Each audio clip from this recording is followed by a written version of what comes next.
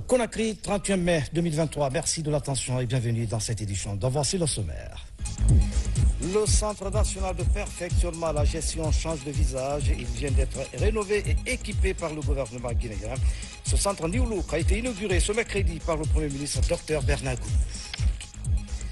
Les droits de l'enfant dans l'environnement numérique, c'est le thème consacré au mois de l'enfant qui sera lancé demain, 1er juin 2023 en Guinée. D'intenses activités sont prévues. La ministre en charge de l'enfance est l'invitée de la rédaction, Nanette Conti. Bonsoir et à tout à l'heure. Sport foot, avec la fin du tournoi inter-État qui mobilise les Guinéens au pays de l'Oncle Sam, l'équipe de Royo a remporté le trophée. Cette compétition vise à renforcer la cohésion entre nos compatriotes. Mesdames et messieurs, bonsoir. Le Premier ministre chef du gouvernement a inauguré ce mercredi à Conakry le Centre national de perfectionnement à la gestion, un centre qui vise à offrir une formation de qualité au cadre de l'administration publique et privée. Ce centre a été rénové et équipé par l'État guinéen. Voici le reportage. Ousmane Bangoura. Le Centre national de perfectionnement à la gestion a 56 ans d'existence cette année. Il a été créé en mai 1967. Et de cette date à nos jours, plus de 400 cadres y sont formés par les experts nationaux et internationaux. Le centre vient d'être entièrement rénové et équipé par le gouvernement de la transition sous le leadership du chef de l'État, colonel Mamadi Doumbouya. Les travaux de rénovation ont duré 12 mois sur le financement du budget national de développement et de l'Agence française de développement. Seules les ressources humaines compétentes et motivées dans l'administration, dans les secteurs publics, privés et mixtes, permettront à notre pays de tirer le meilleur profit de ses immenses potentialités pour l'émergence.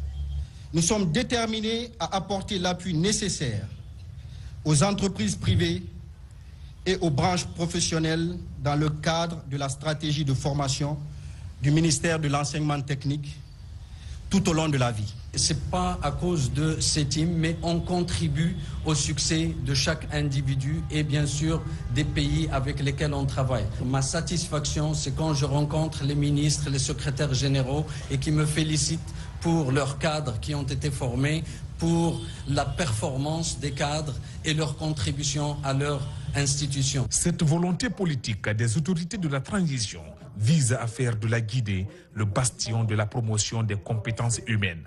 Le chef du département en charge de la formation professionnelle met l'accent sur la qualité de la formation des cadres pour l'administration publique et privée en Guinée.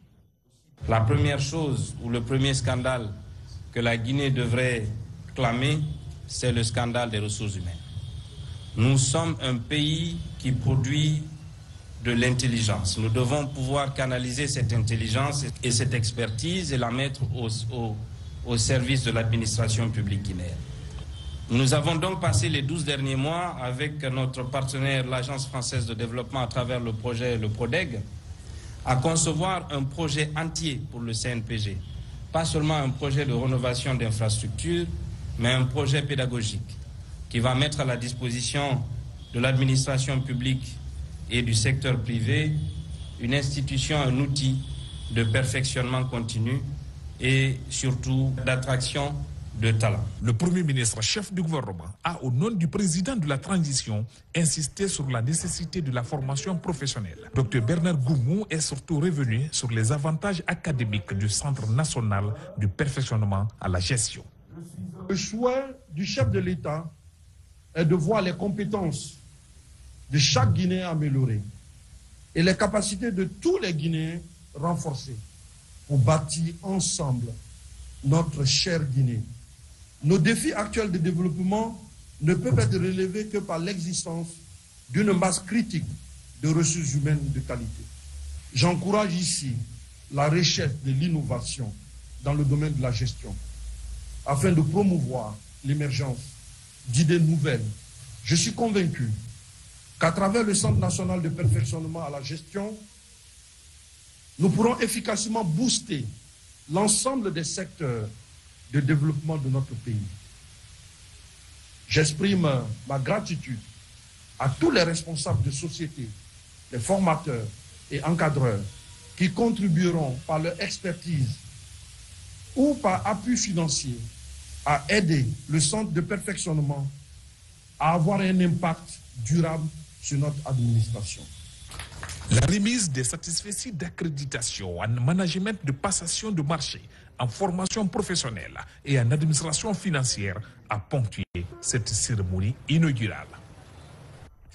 Les membres du comité national permanent de suivi et de mise en œuvre de résolutions issues du cadre de dialogue ont eu des échanges ce mercredi avec le Premier ministre chef du gouvernement. Au menu des entretiens, le niveau d'exécution des 35 résolutions du cadre de dialogue interguinéen et d'autres questions liées au déroulement du chronogramme de la transition ont été évoquées. On écoute Dr Makale Traoré, porte-parole des facilitatrices, au micro de notre reporter, Ousmane Bangoura. C'est l'occasion d'analyser le niveau de mise en œuvre des résolutions à partir du rapport qui est fait chaque mois par les équipes techniques placées au ministère du Plan, au ministère de l'administration du territoire et de la décentralisation, au ministère de la Justice et des droits de l'homme, au ministère de la Sécurité et de la Protection civile et au CNT. Ce rapport est donc porté à la session pour voir les points de blocage. Nous recommandons une demande très forte d'instituer un cadre de travail formel entre le MATD et le Comité national permanent de suivi des résolutions. Il a également demandé un rapport circonstancié au 31 mai 2023 sur l'état d'avancement du RAVEC et du RGPH 4. Faire désigner naturellement un point focal au ministère de la Justice et de la Protection civile et diligenter la mise en place d'un organe de gestion des élections au niveau du MATD. Et voilà, en gros, les recommandations à partir des constats qui ont été faits. Et puis d'autres dispositions ont été adoptées. Et nous avons décidé qu'à l'issue de chaque session, désormais à partir de cette troisième session, il y aura un communiqué officiel qui va faire état des travaux de la session. En ce jour de travail à Conakry, l'ancien président sud-africain Thabo Mbeki s'est rendu à l'ambassade de Guinée-Bissau où il a rendu hommage à Amical Cabral et à travers lui tous les héros des indépendances africaines. L'hôte de marque a aussi échangé avec les étudiants à l'université Général Lansana Conté de Sofonia. Voici le point avec Amara Koba Souma et Tierno Ousmane Diallo. C'est un ancien chef d'État sud-africain conscient du rôle historique joué par la Guinée dans la libération du continent et dans le combat contre l'apartheid qui rappelle aux étudiants guinéens la grandeur de leur nation. À l'université Général Lansana Conté de Sofonia, Thabo Mbeki explique le soutien inoubliable de la Guinée au peuple sud-africain et invite les jeunes à entretenir un esprit de panafricanisme et à s'approprier le concept de renaissance africaine. When we talk about an African renaissance, quand nous parlons d'une renaissance africaine, la première question qu'on doit se poser, c'est qui sommes-nous? Comment est-ce qu'on peut retrouver notre identité? En être fier, être qu'on est fièrement africain. Quelle est cette Afrique nouvelle que nous cherchons, que nous voulons? La renaissance africaine doit être d'abord apprendre à nous gouverner nous-mêmes de façon correcte. that we must learn how to govern ourselves correctly. La renaissance africaine. Renaissance veut dire naître de nouveau. C'est-à-dire comment, avec tout ce que nous avons comme problème, nous pouvons repartir sur de nouvelles bases. Après Sofonia, l'ancien président Thabo Mbeki a organisé sa première conférence African Day en dehors des frontières de son pays. Une première qui débouche sur une proposition concrète afin de soutenir l'idée de renaissance africaine. Le chef de la diplomatie guinéenne salue le choix porté sur la Guinée pour cette première conférence et décrit le combat de la Guinée en faveur d'une Afrique libre. Nul autre pays en Afrique ne peut se réclamer du président Nelson Mandela et de ses compagnons que cette terre africaine, panafricaine de Guinée. Le président Nelson Mandela était là, avec votre propre vénéré père, M. Govan Beki, pour sceller avec le président Ahmed Sékou Touré le panafricanisme, la lutte pour la libération de l'Afrique et la lutte pour la libération de l'Afrique du Sud, du joug de l'apartheid.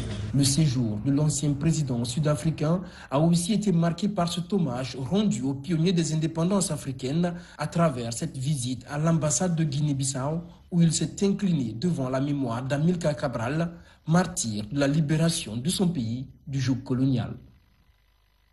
Voilà, à préciser que l'ancien président sud-africain Thabo Mbeki a déjà quitté Conakry. L'Agence nationale de lutte contre la corruption poursuit sa campagne de sensibilisation dans les écoles. Après Conakry, la mission est à Fouré-Caria pour véhiculer des messages relatifs à l'éradication des fraudes en milieu scolaire. Autorités éducatives, communautés et élèves s'engagent à s'impliquer dans ce combat. Omar Bari signe le reportage. Alors que la sensibilisation sur la lutte contre la corruption dans les écoles a déjà été entreprise avec succès dans la capitale, l'Agence nationale de lutte contre la corruption et de promotion de la bonne gouvernance continue de déployer des efforts pour étendre cette campagne aux régions et préfectures en vue de construire un avenir plus transparent en milieu éducatif. Ainsi, Fouré-Caria a constitué la première étape de cette série de sensibilisation à l'arrière-pays. Ici, l'équipe de sensibilisation de l'ANLC s'est rendue au lycée-collège Fouré-Caria, l'une des plus grandes écoles de la contrée, où elle a été reçue par le directeur préfectoral de l'éducation entouré des autorités éducatives de cette préfecture ainsi que des élèves. Suite aux réalités de notre pays aujourd'hui, il y a assez de corruption. Déjà au niveau des examens et tout, l'État est déjà en train de faire sa part. Maintenant, il revient à nous les élèves de faire une prise de conscience, de se concentrer, suivre bien les révisions pour que cette année, qu'il y ait vraiment le taux de réussite en Guinée. Cette émission vient vraiment nous réconforter un peu dans notre position de lutte contre la corruption. Vous n'êtes pas sans savoir que le slogan des examens nationaux depuis belle lurette est placé sous le thème tolérance zéro. Ces responsables d'école et apprenants mettent l'accent sur la prise de conscience et le changement de mentalité pour lutter contre toute forme de fraude en milieu scolaire. À travers ces documents de synthèse bien détaillés, les enfants comprendront les conséquences de la corruption. Les enfants comprendront qu'il faut compter sur ses propres efforts pour avoir l'examen. Et ceux qui dirigent ce pays-là aujourd'hui sont dans l'esprit de la refondation du système éducatif. Il faudra que chaque acteur fasse sa partition. L'Agence nationale de lutte contre la corruption et de promotion de la bonne gouvernance compte marquer le pas et réaliser des progrès dans la lutte contre la corruption et les fraudes dans les écoles sur l'ensemble du territoire national. C'est une avancée significative dans la lutte contre les mutilations génitales féminines en Guinée. 47 communautés de Massanta et de Guékédou viennent de déclarer officiellement la fin des MGF et du mariage précoce dans leur localité. C'est le résultat d'un long processus entamé par le département de la promotion féminine de l'enfance et des personnes vulnérables avec l'appui des partenaires. RTG Zérékouré, lancé Kamisoko. Dans les préfectures de Guékédou et Massanta, 47 communautés viennent de procéder à des déclarations officielles d'abandon des mutilations génitales féminines et du mariage d'enfants. Ces déclarations massives font suite à plusieurs années de sensibilisation menées par le département de la promotion féminine de l'enfance et des personnes vulnérables. Ces efforts du gouvernement sont accompagnés par le Fonds des Nations Unies pour l'enfance UNICEF. La communauté de Sengendou a décidé, avec ces 7 secteurs, la population de ces différents secteurs ont décidé volontairement l'abandon des actes néfastes. Les communautés de Sangamandou, au nombre de 40, viennent de signer un pacte pour l'abandon de l'excision et aussi l'abandon des unions précoces de nos jeunes filles. Ces différents engagements communautaires visant à éliminer définitivement les mutilations génitales féminines viennent soutenir les efforts du gouvernement guinéen dans la lutte contre les violations des droits humains, notamment ceux des femmes et des filles.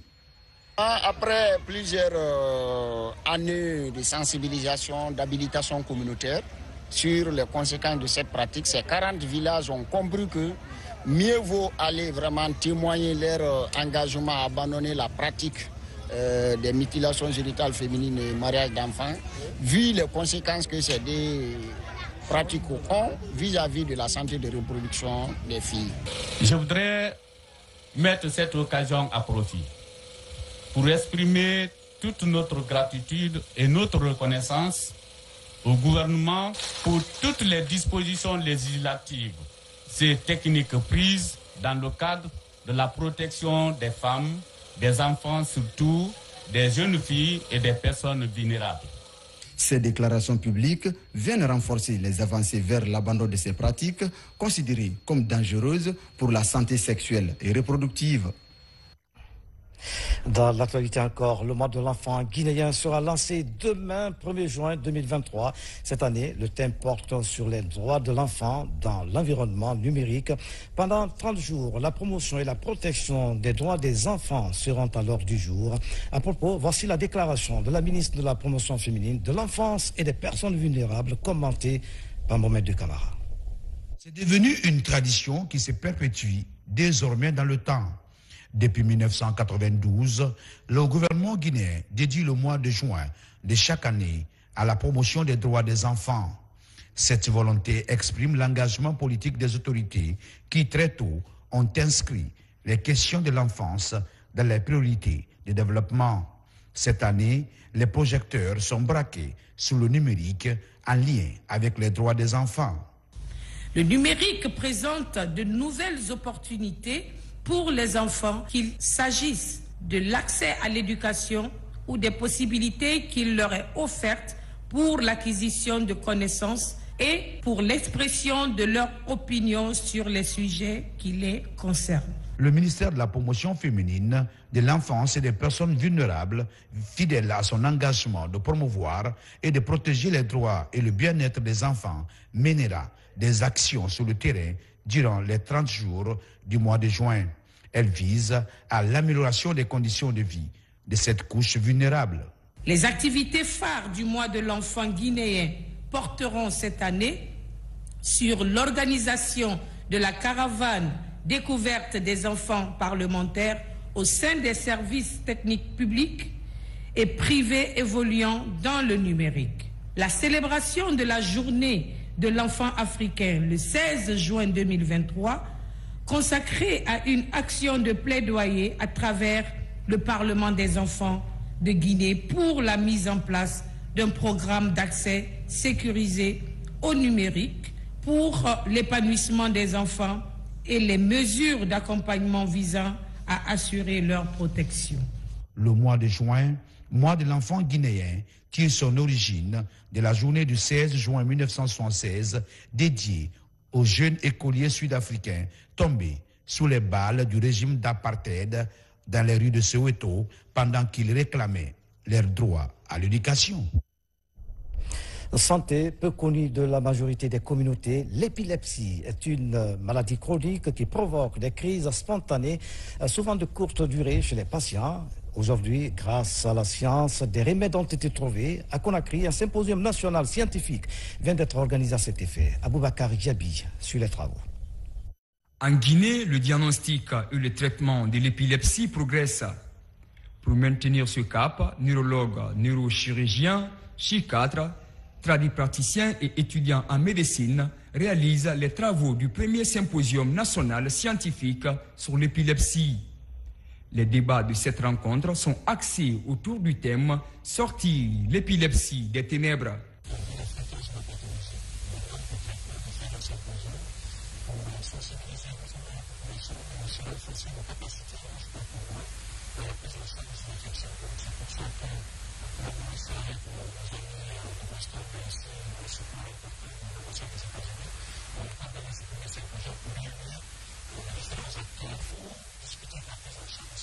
Ce symposium sur l'épilepsie vise davantage à faire de la maladie une question de santé publique.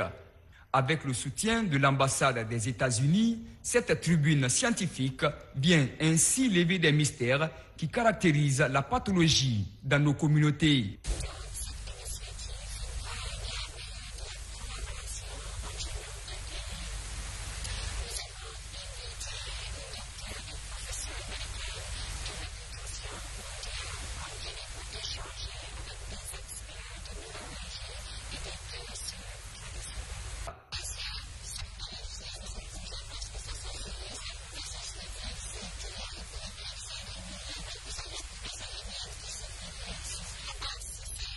Ce symposium est aussi une occasion pour présenter la prévalence de l'épilepsie en Afrique. 75% des personnes touchées par la maladie ne sont pas prises en charge. D'où la nécessité d'explorer de bonnes approches de collaboration entre tous les acteurs impliqués dans le processus de diagnostic et de traitement de la maladie pour sauver des vies. Une mission conjointe ONU-SIDA vient de séjourner dans les régions de Mamou et de Labé. Elle est allée s'inquérir de l'état actuel de prise en charge des personnes infectées et affectées par le VIH-SIDA et hépatite B. La mission a conféré avec les autorités locales, le personnel soignant et le réseau des femmes. RTG Mamou, Mamadou Paté-Baldé.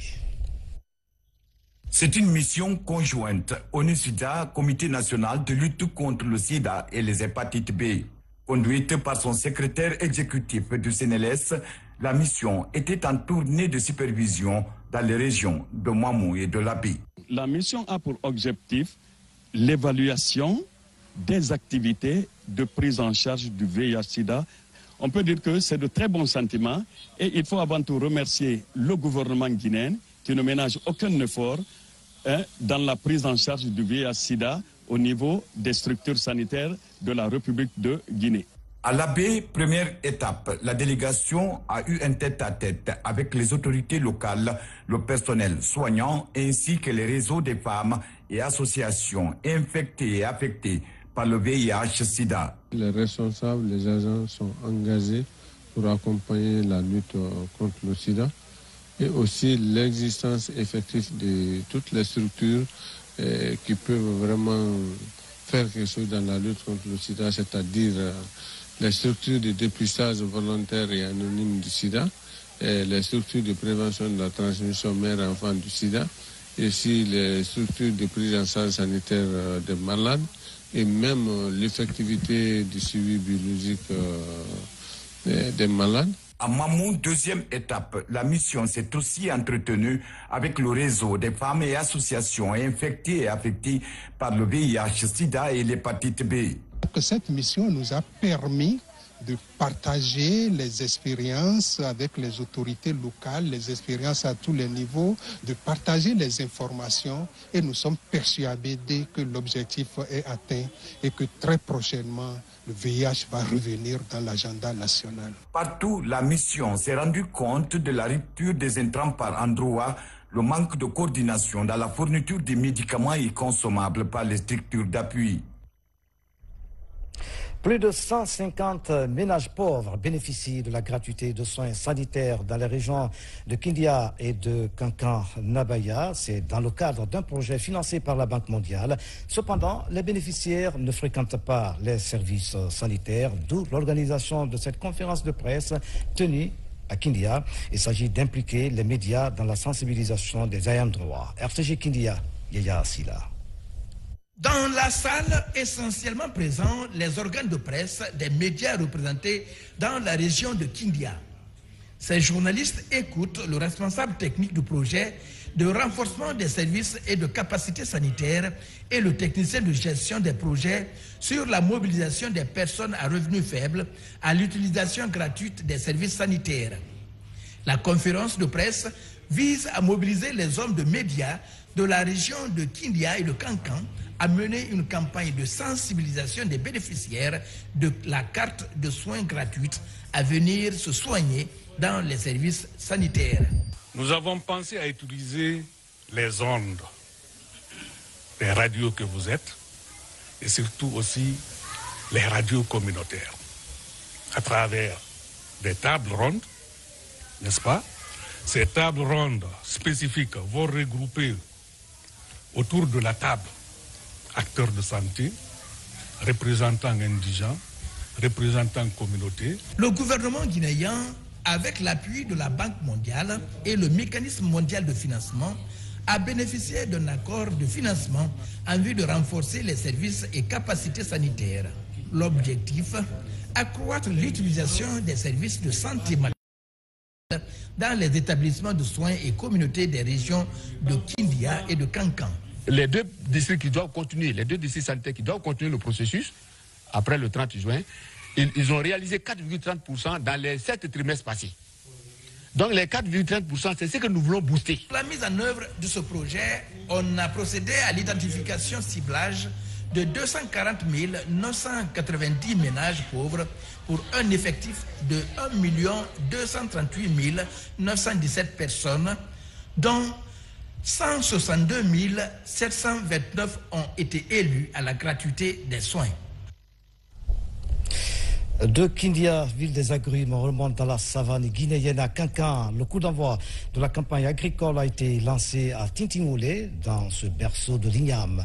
Le monde rural était fortement mobilisé pour apprécier les mesures d'accompagnement des autorités avec la mise à disposition des intrants agricoles aux producteurs. Un appui qui va accroître la productivité. RTG Kankan, Yamokaba. Dans la savane guinéenne, l'igname est cultivé et commercialisé dans 102 localités. À Tintingoulé-Nkoro, il reste au jeu des habitants, le symbole de leur identité.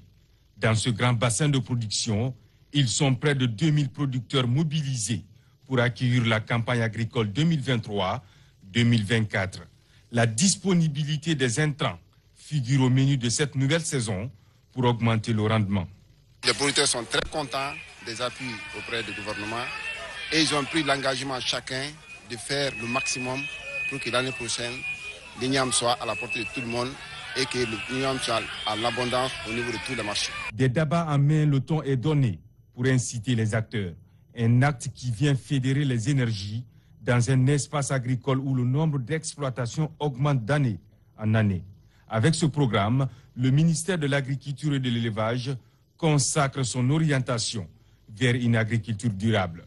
Le thème du lancement dans cette sous-préfecture, c'est l'intensification de la production de l'igname. Donc nos attentes sont nombreuses. C'est pour cela d'ailleurs le ministère a accompagné les agriculteurs en leur dotant de 18 millions de semenceaux en igname pour pouvoir augmenter la productivité. Pour la campagne agricole 2023-2024, des investissements sont renforcés pour créer de véritables pôles de développement d'activités économiques dans l'arrière-pays. Un vent de renouveau pour offrir des opportunités d'emploi à tous les bras valides afin de lutter contre l'exode rural et l'immigration clandestine. Afria, l'association Mounafani initie un programme de promotion du livre et de la lecture. La démarche consiste à amener ses élèves à s'intéresser à la lecture pendant la période de vacances. Les animations éducatives et culturelles autour du livre seront aussi développées. Abel Diallo, reportage. La commune rurale de Baguiné, nous sommes à 12 km du chef-lieu de la préfecture de Fria. Dans cet établissement scolaire, comme dans la plupart des écoles rurales du pays, l'accès aux livres est un véritable handicap. Pour combler ce vide, l'association Mounafani vient mettre les élèves de l'école primaire de Baguiné au contact du livre et de la lecture. C'est le début d'un programme qui œuvre à promouvoir le livre de jeunesse et la lecture dans les communes rurales de Fria, particulièrement à Baguiné et Bangéni. Fria était le petit Paris de la Guinée dans les temps. On avait accès aux livres, il y avait tout ici. J'ai étudié ici à Fria. La ville est en train de dormir et au lieu de pousser les jeunes à la violence juvénile et autres, donc on peut les occuper autrement parce que la ville n'est plus comme avant, l'usine ne fonctionne plus comme avant. Donc c'est une façon aussi de leur apporter notre soutien à travers la lecture avec le soutien de l'Agence française de développement, l'Institut français de Guinée et les ressources éducatives Guinée dans leur projet Lire pour apprendre. Le programme va durer 7 mois et prendra fin par un concours de dictée. Durant cette période, des animations éducatives et culturelles autour du livre seront développées. L'initiative présente va changer beaucoup de comportements avec les enfants. Nous savons que le problème sine qua non dans nos écoles aujourd'hui, c'est le manque de livres. Si l'ONG vient combler le vide, vraiment nous saluons leur présence dans nos écoles. Il faut saluer ce programme. Franchement, il est à encourager. L'association doit faire beaucoup plus d'efforts parce que ce n'est qu'un début. Avec cette initiative, l'association Mounafani entend contribuer à préparer des futures élites, mais aussi aider les parents à mieux occuper les enfants pendant la période des vacances. Et puis ce décret qui vient de nous parvenir, décret D 2023-0134 PRJ CNRD SGG portant attribution, organisation et fonctionnement de l'Agence nationale de sécurité sanitaire ANSS. Le président de la République, vu la charte de la transition, décrète disposition générale. L'Agence nationale de sécurité sanitaire, en abrégé ANSS, est un établissement public administratif doté de la personnalité juridique et jouissant de l'autonomie financière et de gestion. L'Agence nationale de sécurité sanitaire est placée sous la tutelle technique du ministère en charge de la Santé et sous la tutelle financière du ministère en charge des Finances. Chapitre 2, mission et attributions. L'Agence nationale de sécurité sanitaire a pour mission la mise en œuvre des orientations stratégiques du ministère en charge de la santé et de l'hygiène publique en matière de sécurité sanitaire. À ce titre, elle est particulièrement chargée de mettre en œuvre les textes d'orientation opérationnelle sur la sécurité sanitaire du ministère en charge de la santé et de l'hygiène publique, notamment un plan d'intervention pour les urgences. Participer au renforcement des capacités du personnel en matière de surveillance et de prise en charge épidémiologique, veiller à l'aménagement des espaces de mise en observation, quarantaine, conformément aux mesures spécifiques requises, veiller au développement d'un système national de surveillance des risques sanitaires, contribuer au renforcement du système national de surveillance et de réponse aux épidémies, urgences et catastrophes sanitaires. Participer à l'élaboration de la cartographie des risques sanitaires à travers le territoire national. Promouvoir le développement des systèmes d'alerte précoce adaptés.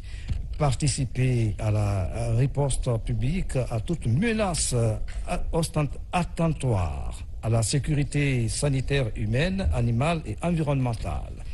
Veiller à l'application du règlement sanitaire international. Le conseil d'administration de l'ANSS comprend 11 membres repartis comme suit. Un représentant de la primature, un représentant du ministère en charge de la santé et de l'hygiène publique, un représentant du ministère en charge de l'économie et des finances, un représentant du ministère de la Défense nationale, service de santé des armées, un représentant du ministère en charge de la sécurité, un représentant du ministère en charge de l'administration du territoire et de la décentralisation, un représentant du ministère en charge de l'environnement et du développement durable, un représentant du ministère en charge de l'enseignement supérieur, de la recherche scientifique et de l'innovation, un représentant du ministère en charge de la coopération internationale, un représentant du ministère en charge de l'agriculture et de l'élevage, une personne ressource choisie en raison de ses compétences ou de son expertise. Le présent décret qui abroge toute disposition antérieure contraire prend effet à compter de la date de sa signature et sera enregistré et publié au journal officiel de la République. Conakry, le 31 mai 2023, signé Colonel Mamadi Doumbouya, chef de l'État. Sport foot aux États-Unis avec le tournoi Interstates, un événement annuel qui mobilise depuis 18 ans des Guinéens vivant dans ce pays autour du football. Cet événement s'impose désormais comme la fête annuelle de nos compatriotes. C'est l'équipe de Ohio qui est donc sacrée championne face à celle de Boston. Alpha Isiagaba commente ces images. 18 ans après la première édition, le tournoi Interstate se présente aujourd'hui comme l'événement majeur des Guinéens des États-Unis. Nous arrivons à mobiliser tous les Guinéens ici dans le pays de l'Oncle Sam. Nous faisons en sorte que 3 jours, que beaucoup de Guinéens, c'est une sorte de pèlerinage pour nous, beaucoup de Guinéens se retrouvent. Plus de 5000 personnes en moyenne se rencontrent lors de cette compétition de football. Et cette année, des soutiens sont arrivés de Conakry. Un tournoi guinéen, il porte le nom de la Guinée, mais il y a d'autres nationalités qui viennent découvrir notre pays, découvrir nos cultures, découvrir nos mets grâce à ce tournoi. On vend mieux la Guinée à travers le football aux États-Unis. Les gens qui se sont déplacés viennent de loin, qui ont fait peut-être 10 heures de voiture, qui ont fait 9 heures de voiture, 5 heures, ainsi de suite. C'est une preuve de cohésion sociale et de paix et d'amour pour notre cher pays. Ici, pas de place à ceux qui divisent sur le fondement même du tournoi. Ce qu'ils font contribue à renforcer l'unité, l'amitié et la fraternité entre tous les Guinéens vivant aux États-Unis. Je pense qu'on doit les féliciter et les encourager à œuvrer dans ce sens. On a constaté cette union, cette cohésion entre la communauté guinéenne. Ça prouve que les Guinéens peuvent être unis. Entre retrouvailles et foot, le tournoi interstate s'impose désormais comme la fête annuelle des Guinéens des États-Unis. De 3 à 12 équipes cette année, il a tenu ses promesses alors que l'équipe de l'Ohio est sacrée championne de la 18e édition. Et puis, ce communiqué du haut commandement de la gendarmerie nationale et direction de la justice militaire. Dans le cadre de la formation continue du personnel gendarme, 95 sous-lieutenants constituant de la 6e promotion ont été mis à la disposition de l'école des officiers de gendarmerie le dimanche 21 mai 2023 pour suivre le cours d'application des officiers de la gendarmerie nationale pour une durée de 8 mois. Après les formalités administratives, y compris la visite médicale d'aptitude allant du 22 au 27 mai 2023 à Sonfolia, ils ont rejoint le centre d'entraînement des forces de gendarmerie de Kalia dans la préfecture de Fouré-Karia le dimanche 28 mai 2023 pour suivre le module militaire. Étant à Kalia, à l'instar des précédentes promotions, ce module a été ouvert par une première marche militaire le lundi 29 mai 2023. C'est après une première pause à 5 km du point de départ qu'un premier cas de malaise a été constaté. Le médecin de l'école, marchant avec eux, est intervenu. Ensuite, d'autres cas se sont manifestés. Le colonel commandant l'école des officiers étant en tête a aussitôt mis fin à la marche et procédé à l'évacuation des cas critiques à l'hôpital préfectoral de Fouré-Karia. Au total des cas de malaise, 4 ont finalement rendu l'âme, dont 3 à l'hôpital préfectoral de Fouré-Karia et 1 à l'hôpital sino-guinéen. Les examens médicaux légaux seront réalisés pour déterminer la cause de leur mort. À cette douloureuse circonstance, le haut commandant de la gendarmerie nationale, directeur de la justice militaire, au nom du chef d'état-major général des armées, du ministre d'État, ministre de la Défense nationale et de l'ensemble des forces de défense et de sécurité, adresse ses condoléances les plus attristées aux familles éplorées. Le commandant, après son passage à Kalia le 30 mai 2023, rassure de la continuité de la formation. Que leur âme repose en paix. Amen. Conakry, le 31 mai 2023, le haut commandant de la gendarmerie nationale et direction de la justice militaire, général de brigade Bala Samoa, grand officier de l'ordre national du mérite. Quelques jours après sa disparition, la disparition du professeur Lanciné Kaba, une sommité du monde scientifique et littéraire à l'échelle mondiale, les responsables de l'association des écrivains de Guinée saluent la mémoire de l'illustre disparu. Moussa Mikini, reportage. La Guinée perd l'une de ses grandes figures intellectuelles. Professeur Lanciné Kaba était ancien professeur de l'université de Minnesota, professeur émérite de l'université d'Illinois à Chicago et président honoraire de l'African Studies Association. Professeur Lanciné Kaba a même été professeur invité de l'université Carnegie Mellon Qatar à Doha. Historien, professeur Lanciné Kaba a étudié en France avant d'aller enseigner aux États-Unis. Quelques jours après sa disparition, les responsables de l'Association des écrivains de Guinée saluent la mémoire de cet universitaire. They are very nice, but only with one sunrise you can go and spend the night with her. Professeur Lanciné Kaba a laissé beaucoup d'héritage pour nous, les écrivains, que pour tout le peuple de Guinée. C'est une grosse perte afro-américaine. N'oubliez pas que c'est un historien d'origine, donc un véritable savant qui est décédé. Et il a enseigné aux États-Unis, même dans le Perse arabique. Professeur Lanciné Kaba a publié plusieurs ouvrages sur l'islam et sur la période coloniale. Le plus connu étant celui sur Cheikh Mohamed Chérif, l'un des sages de Cancan, édition Présence africaine. J'en retiens un grand souvenir de lui. Il a écrit plein de bouquins. Le plus connu, c'est celui qu'il a écrit sur le saint homme de Cancan, Cheikh Fantamadi, qu'il a fait remarquer. Alors, ce qu'il avait aussi, c'est que c'était un homme libre. Hein. Elle était critique de tous les pouvoirs. Originaire de Cancan, professeur Lansine Kaba a écrit aussi sur les indépendances, notamment sur Kwame Nkrumah et son rêve d'unité africaine, édition Chaka, mais également sur le nom de la Guinée à la France de Charles de Gaulle lors du référendum de 1958 sur Alpha Bar. C'est bien triste. Professeur Lansine Kaba, un véritable savant, dort en paix. C'est la fin de cette édition. À tous, merci de nous avoir suivis. À demain.